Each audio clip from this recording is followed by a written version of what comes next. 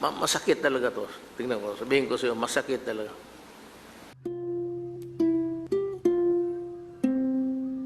Meron akong mga but I think it will not be good to, it will not be the proper time. Maybe it would leave a bad taste if I talked about it now. But this can explode and it could be, alam na ninyo, I think you have an inkling of what it is. Pati, kung magsabi si Chis pati si Joy, isabi ko, magsalita ako. This is the Filipino people, Joy. This is not anything that I would go to war just for that. This is something which I said, I am prepared. Let me lay the foundation of my thing.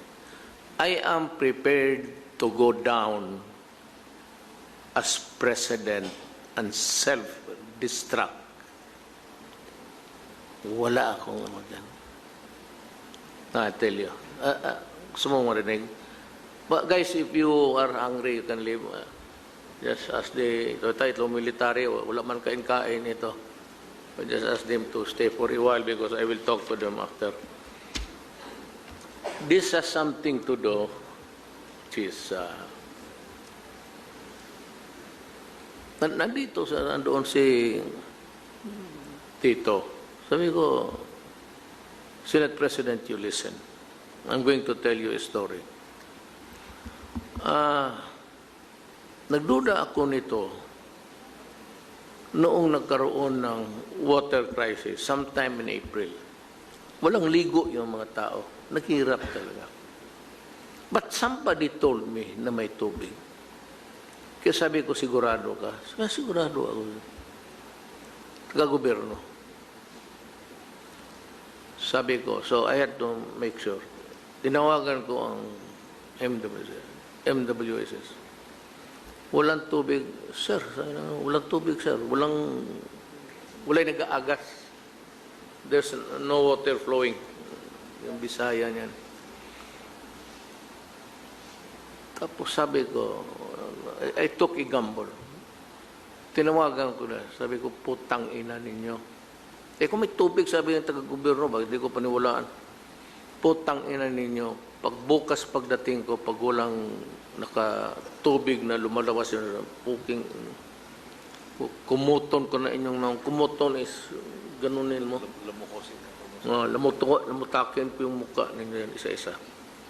And I was really dead set in doing it. Mahirap mapahiya. Pagdating ko, may tubig na putang ina niya. So, bakit ito? So, para magtanong-tanong niya sila sa inyo, that started my curiosity. Anong racket ito na paitiisin mo ang Pilipino na walang tubig? Ang mga babae nating mga moyna, wala na maglapit sa... Nalitse talaga ako na itong putang ina, sabi ko, mga yawa. May tubig. So that started my quest for why. Ang nangyari nito, there's a contract. It was signed, palabas na si Cory Ramos, and it traverses to administration. Kay Ramos pati kay Gloria. I am not saying that they are guilty of something. No, far. I'm just saying, I'm just stating to you the truth. Ang contract with Manila Gas, I suppose that Manila Water, I suppose that it's the same with Manila. Because ito yung western part of the Manila went to Manila Gas, Ayala. Dito kay Pangilinan ang sa eastern side. Ang masakit talaga to. Tingnan ko, sabihin ko sa'yo, masakit talaga. And you can kill somebody for it. Ang contract, the water there was not, in the contract itself, the water in natural resource of any country, ang nakalagay doon, it would be treated as a commodity. Itong Manila, pati itong Manila water, distributor ito sila, atin yang tubig. That is part of the patrimony of the nation. Ngayon, they entered into a contract. I do not know who was the lawyer. Kaya ako binuko si Frank. Tapos may text siya kagabi, sabi niya, you tell Rody I am not a part of it. Kasi I remember when I started to tatanong-tanong na ako about water. Sabi niya, I don't know, but I'm sure Drilon said this. Sabi mo kay Rody, magdandahan siya because we might end up paying billions in damages. Kaya sinagot ko siya, Senator Drilon, how dare to permit to you telling me I cannot review the contract. I will go on and review the contract because I have to know what's screwing the people here. Bakit may tubig tapos wala may tubig? Somebody must be grabe pa sa presidente. Alam mo, in that contract, basa mo, our country surrendered everything to Manila Water and to Manila. Everything, including the sovereignty of... Kasi nakalagay doon, in interpreting this contract, the Republic of the Philippines, sabi lang, the Philippine government shall see to it that the operation sa distribution will be secured, blah, blah, blah, blah, and any interruption caused by a disturbance of government and the corresponding loss that would be created out of a malfunction or whatever, damage to their... Sila ang distributor. Magbayad tayo. Any loss or the losses that they will incur, babayaran natin. Anak ka na. Kung malugi sila, attributable to the government, what animal is that? It is not stated in the contract. Magbayad tayo. We pay. Malugo sila for ano we pay. And that contract was in 1997. It was renewed in... Original contract is 93, sir. Original contract is 93. 93. Then it was renewed very much earlier in 2009.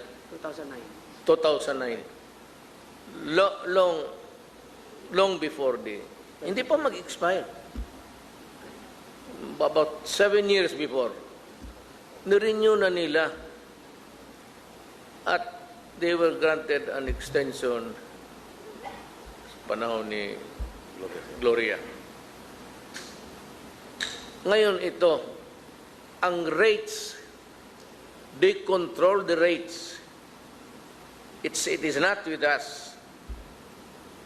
At yung CIF nila, corporate income tax, ipapasa nila to the consumers.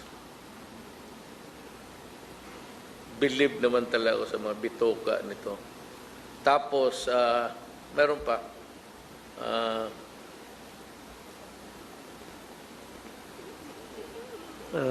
itong pag-increase itong increase the prices. We have nothing there. Kung gusto nila increase, increase. Kung gusto nila i-decrease, decrease. Anak ka na. Cannot interfere. That's the word. Any interference, that's the word, any interference by government that would create an aberration sa kanilang ano.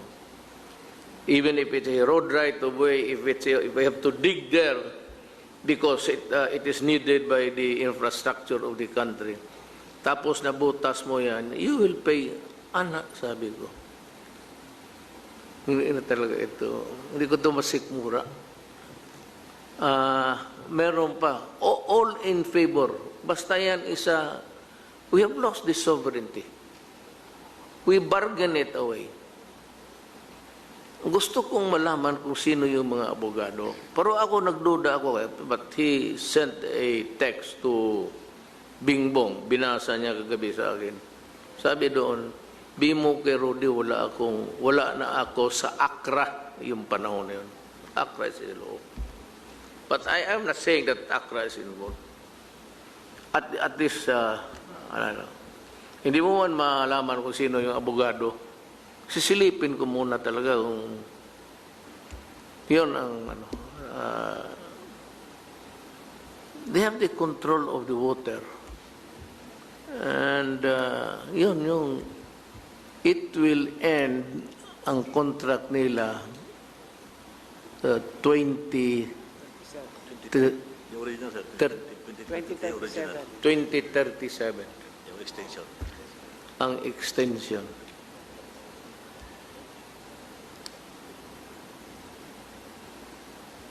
Sabi ko sa sa cabinet kami, sabi ko, siyempre nagalit ako. Putang na, kalukuhan to. So sabi ko, because pagka nalugi sila, hindi tayo magbayad. Now we paid earlier 3 million. 3 billion. Anong interruption yun? Basta medyo nalugi sila. Bayad tayo 3 billion. Ngayon na naman, sa panahon ko, may 7 billion. Biko, putang ina ninyo. Fuck you. Sabi na, we will face alam mo kasi, maging pareha ka sa international. Alam mo itong mga mayaman sa Indonesia, Malaysia, Pilipinas, parang nagkorpo yan sila. Only not individually but are corporations. They have the interlocking directors dito pati doon.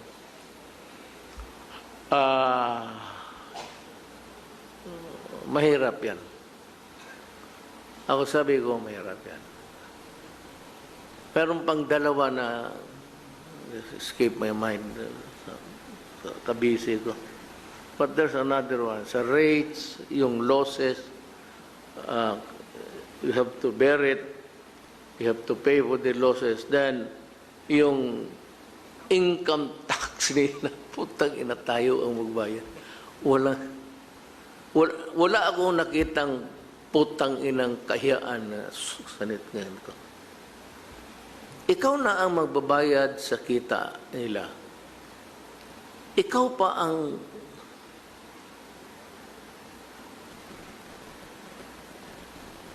wala kang choice sa rates. Sabi ko, alam mo, if you look at the law, maybe, balik ako, but this is a classic case of economic blunder.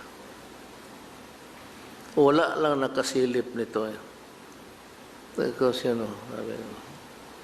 I can assume that money really talks. Sabihin ni Ayala, wala, wag makumbulahin, let's check.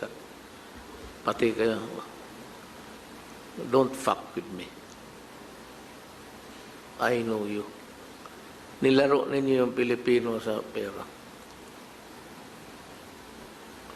Sabi ko, I will pursue this. If this is the only thing that I can achieve in my administration, ito na lang. Birahin ko talaga economic blunder. Nakita yung statement. statement nila ngayon. We are ready to talk to the administration, the incumbent, that this happened not during their time. No, probably they might have a little na because it was not during the time that this contract was signed. Pero economic sabotage yan. Ang problema nito, Adre, how do we recover? Ito pang isa. Yung sabihin ninyo, all of you, ito isa. Kukuha ko na, I remember now.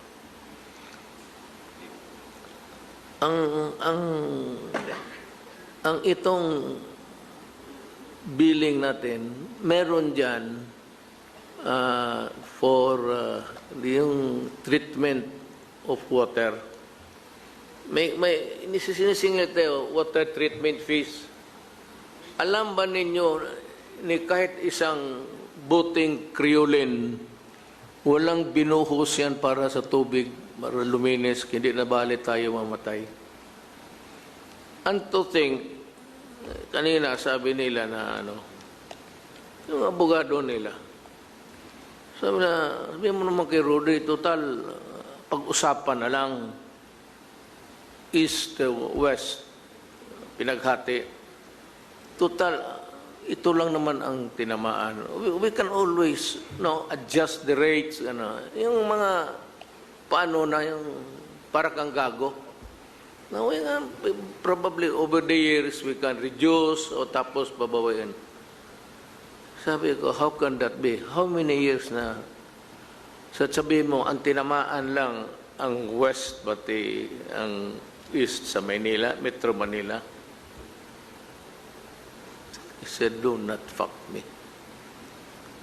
When we paid for your corporate income tax, kasi sinalo ng so kung sinalo natin, pera natin ang binayad.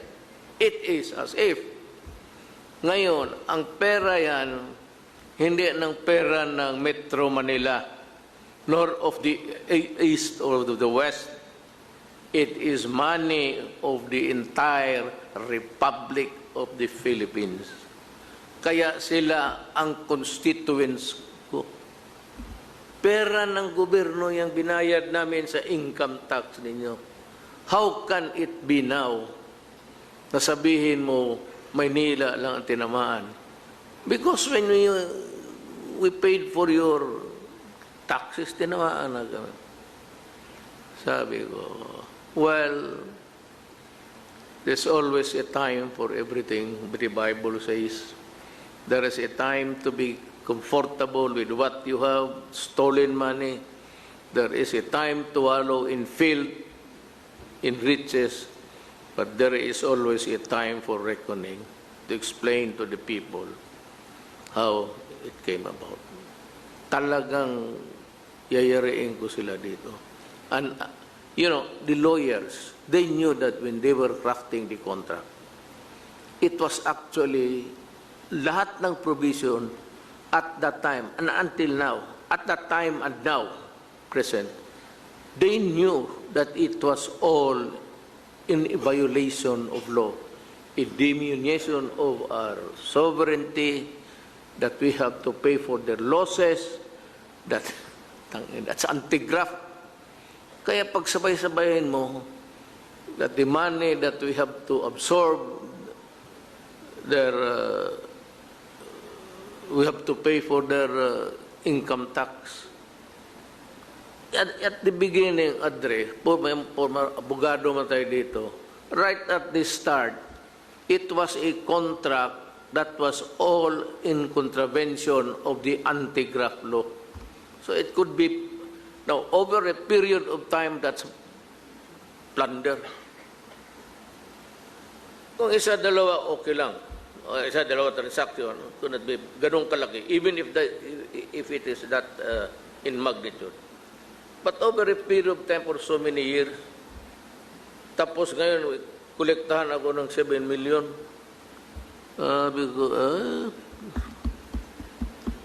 Alam mo sana yan, ha? Maniwala ka. Kasi nga, I'm not satisfied. I'm really pissed off with the services of the tong cellphone. We were harping on a new player. So, a new player, gusto ng new player, bigyan sila ng mga incentives. Ang iniingan nila yung, alam mo, itong airwaves, it's a mystery. There's always that line that is very good.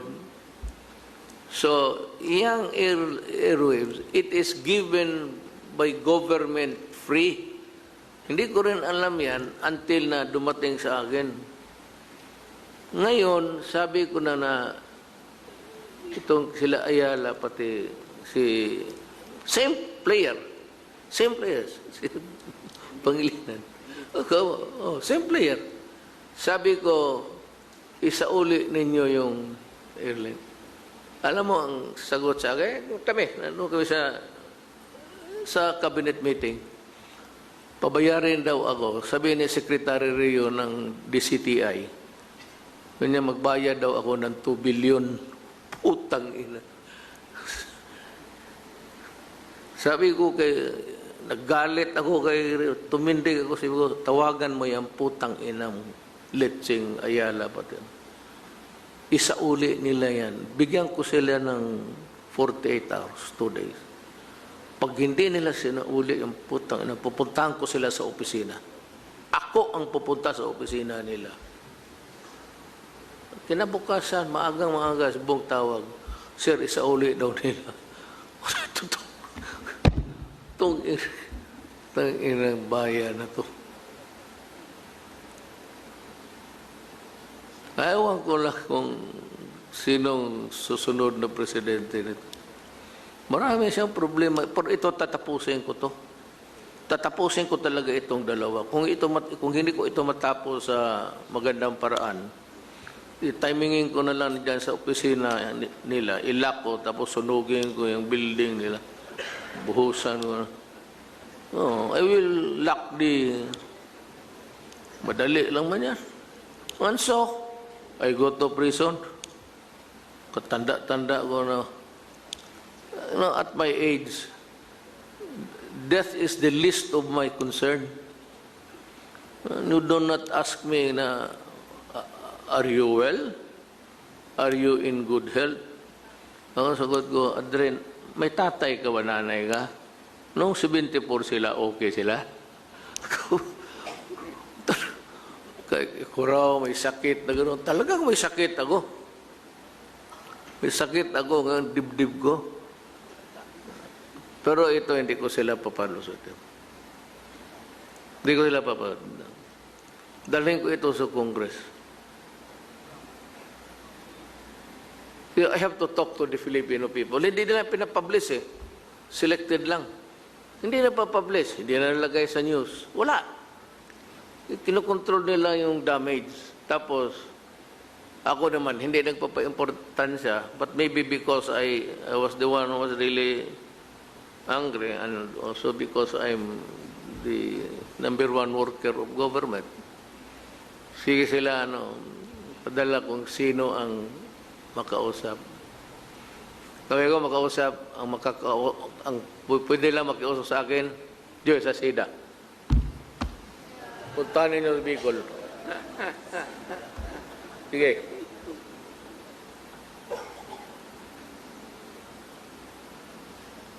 Mga gago itong putang inan to. Kaya ito, sabi ko, yayariin ko ito sila. Pag dinimanda nila tayo, dyan sa hindi magbayad ng 7 million putang ino. Sige, pakain ko yung pera kanila.